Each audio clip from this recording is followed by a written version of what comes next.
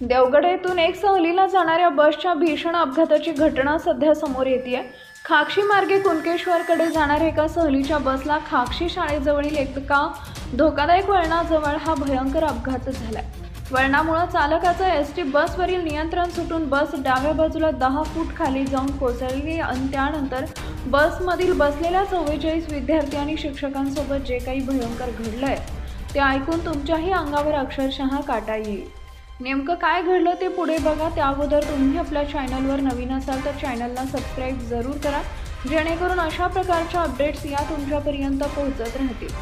सध्या वर्षाच्या पहिल्याच महिन्यामध्ये प्रत्येक ठिकाणाहून सहलीचं नियोजन करण्यात येते। यासाठी ग्रामीण भागातून येणाऱ्या सरकारी शाळेसाठी महाराष्ट्र शासनाची एसटी बस वापरण्यात येते।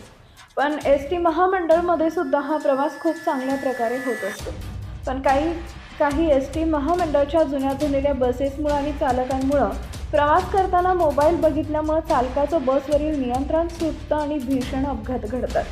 सध्या अशीच एक घटना धाराशिव जिल्ह्यातील एका शाळेची सहल गुरुवारी धाराशिव आगाराच्या एसटी बसनं देवगडमध्ये आली होती। दुपारी मीठ मुंद्री इथं जेवण करून ही सहल खाक्षी मार्गे कुणकेश्वरकडे जाण्यासाठी रवाना झाली।